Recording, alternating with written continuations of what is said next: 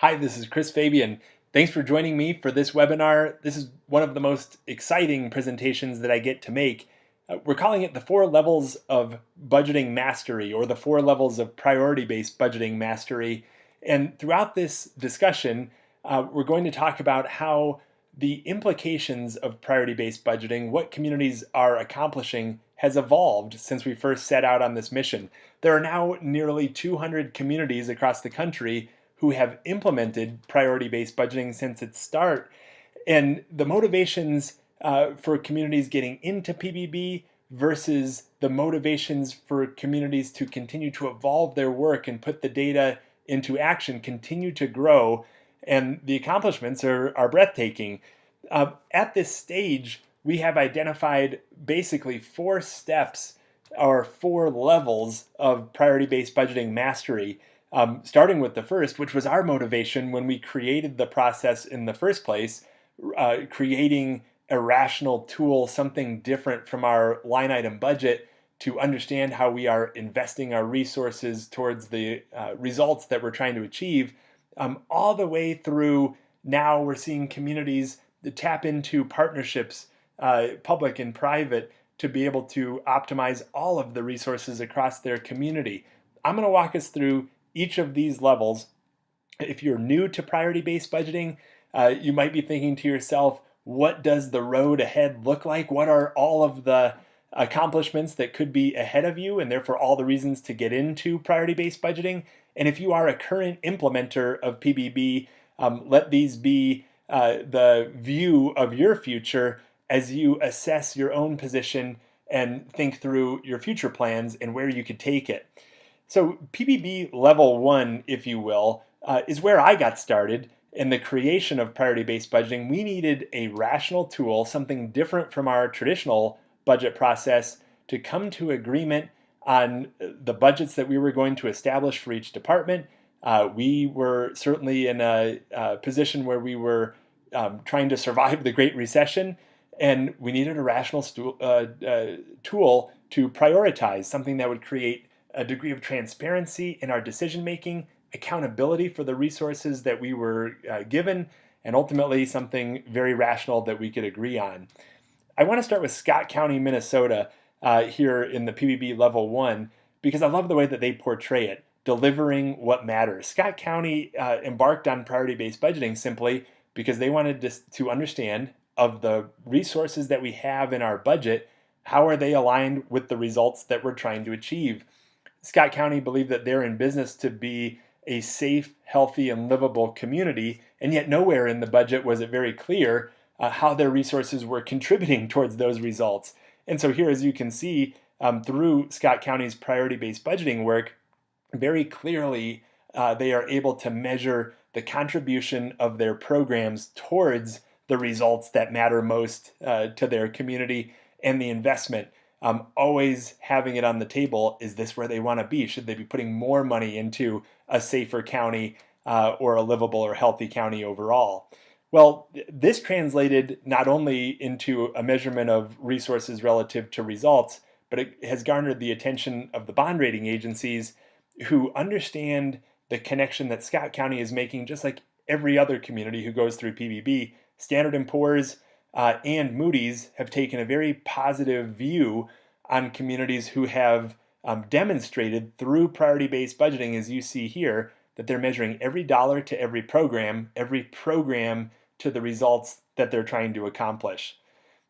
Similar vein, the city of Tualatin, Oregon, has used their priority-based budgeting efforts through their fiscal health modeling to ascertain the differentiation between ongoing revenues, those reliable, predictable, stable revenues, building their ongoing expenses within that revenue cap, as differentiated from one-time revenues and one-time expenses. So that's known as fiscal health. And back when we began, these basic principles of fiscal health and priority-based budgeting were PBB level 1. It was just to create a stable budget, something that we can manage into the future. And I'll tell you, this is enough. Many communities get into priority-based budgeting to accomplish a stable budget, and there's no need to go further. That is a tremendous achievement in and of itself. But for those communities who want to go further, that's where we can get into higher level objectives. I'll also add that one of the things that has been so interesting is that it's not cities and counties alone any longer. Washoe County School District was our first school district to embark upon priority-based budgeting, again, looking for a different tool, something that would be clear about the results that they're trying to achieve for their students, for their families, and for their community. Priority-based budgeting works the exact same way. We'll have our first healthcare agency this year, and that rounds out our stated objectives of having a positive impact on our organizations such as local government, school districts, education, and healthcare. So once you have a stable budget, you've used PBB, you could be in the clear. But for those who want to go to even a higher level, you're confronted with the question, okay, my budget is stable, but I'm still aware that some of our resources are invested in programs that have less alignment with the results that we're trying to achieve. So what are our opportunities? And I point you to the city of Boulder, Colorado. They're now 8 years into their process. And what you see in the chart below is kind of like a time lapse. You see the migration of spending over the years where they've increased the budget in green towards those quartile 1 and quartile 2 program areas primarily that have the greatest degree of influence on their results. New programs that Boulder wants to get in the business of doing, they filter it through the lens of priority-based budgeting and only start new programs that have a dramatic possibility of impacting their results overall. The enhancement of current services, they only grow programs that are highly aligned with their results, completely rational. Whereas down in quartile 4, you can see they are mining away resources that is taking human resource allocation away from some of those low priority programs and pushing those people, reallocating their jobs towards higher priority programs overall. Here's Chandler, Arizona, very much in the same vein. They broke it down to the position level for every human resource, understanding the programs that each person supports and working on trying to migrate their time allocation away from lower priority programs and repositioning people towards programs that they wanted to start, freeing up staff to be able to start new programs, freeing up staff to enhance current services that are of a quartile 1 or quartile 2 level. It reshaped their approach to succession planning, filling vacant positions, only filling vacancies to the extent that there was high priority time to fill. It was a perfect application, even when they had a stable budget. And here's Strathcona County, Alberta, where you can see 2015 through 2017, the migration of resources. Again, quartile 4 starting to shrink, and quartile 2 and to grow overall. Again, even for communities that have achieved a stable budget, they are still using priority-based budgeting to reallocate the resources that they have, always knowing that there are programs to grow, always realizing that there are new programs to start that meet the needs of their community overall.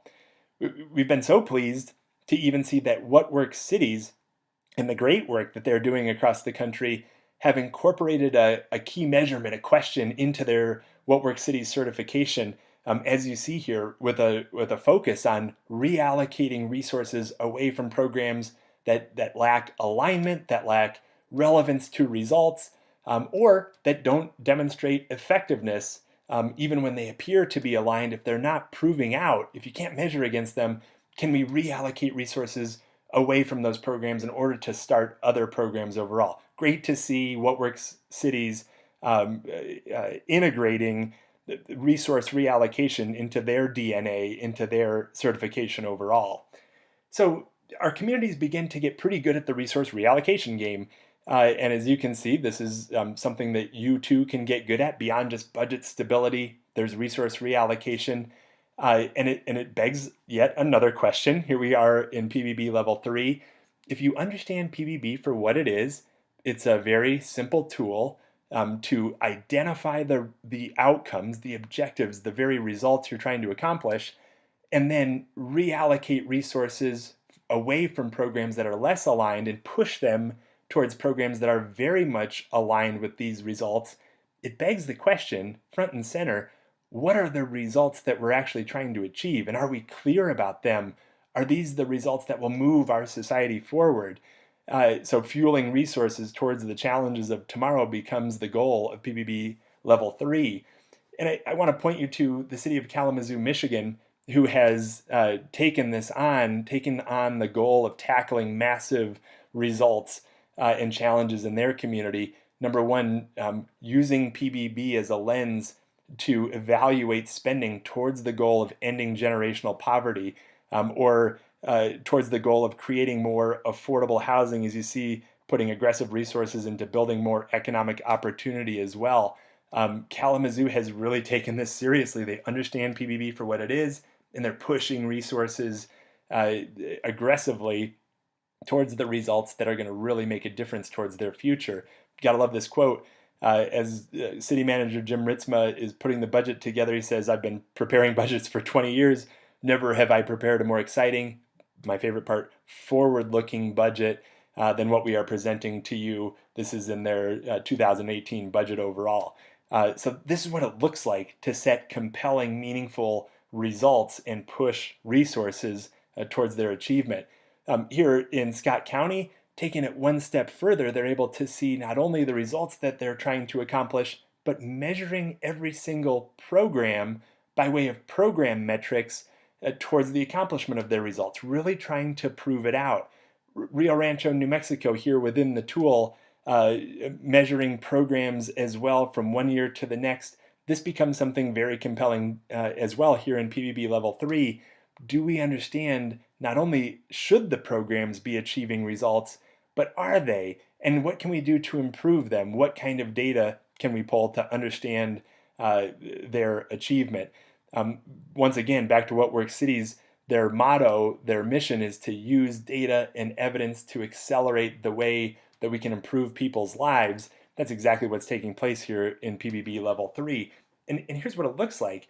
If we want to tackle the massive challenges of tomorrow, if we want to fuel resources towards the results that matter most to our citizens in the future, our greatest source of new revenue, this is what Ted Gabler told us, our greatest source of new revenue is mining from what we already have, reallocating those resources towards the new programs and towards the program enhancements that we need to fuel the future. And that's what PBB Level 3 is all about. So what is PBB Level 4? If we can accomplish all that in the first three levels, PBB Level 4, the light bulb moment here is realizing that the resources that we have within City Hall, the resources that we have at our disposal in our county governments is one thing, but realizing that across our entire communities, we are but one service provider among many. And if we can somehow synchronize their efforts or leverage other service providers who are in the same businesses as we are, look for partnerships, look for different ways to source our programs, look for ways to combine our efforts, maybe that there's a more powerful way that we can achieve the results of the future. So I point you first to Washington County, Wisconsin, clearly a PBB Level 4 organization for their thought leadership in this area.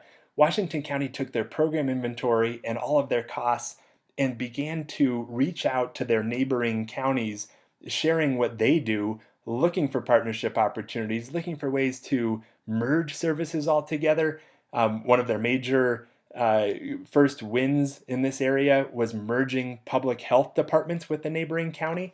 What happens, you have two entities, two agencies, two departments, they merge together. Lo and behold, they find out that there are duplicative positions. Rather than laying off the duplicative staff members, they free them up in order to start new programs that neither one of the agencies was able to start on their own without, of course, raising revenue, raising taxes on their citizens. This is a great example of what can be done when you start to look beyond your own organization, looking for those partners overall.